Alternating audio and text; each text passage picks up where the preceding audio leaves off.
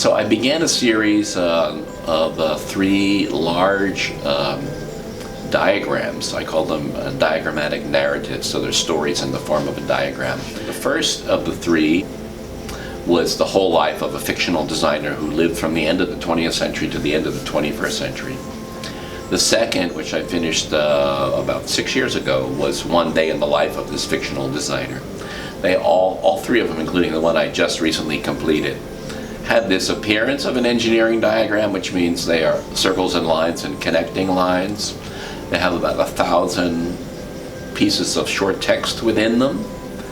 So instead of them being specifications for software or particular hardware configurations that you would find on an actual engineering drawing, they are experiences, events in the world, and in the case of the last one, they are a very short slice in time of the internal so-called ideational process, which is what therapists call ideas and thoughts and conscious and subconscious activity within the mind.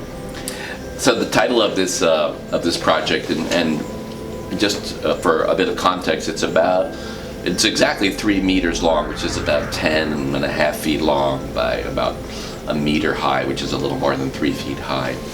And it has a long title, a sentence-long title. I'll read it to you.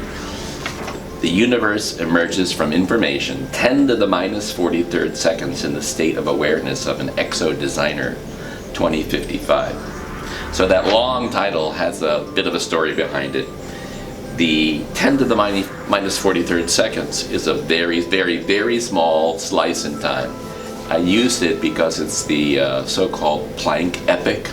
And Planck was a physicist who theorized about the beginnings of the universe, and he said that was the amount of time that the universe took to form.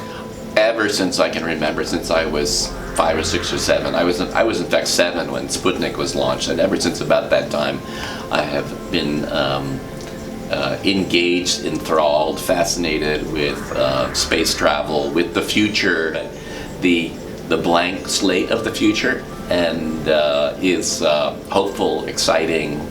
It requires learning, it requires planning, it requires investment, and so I'm continually observing people, and I noticed that universally those that are the most engaged, the happiest in the biggest sense of that word, are the ones who are questioning the future, planning for the future, eventually taking responsibility for the future, and the ones who are negative and cranky and depressed are just depressed and not at all of interest to me.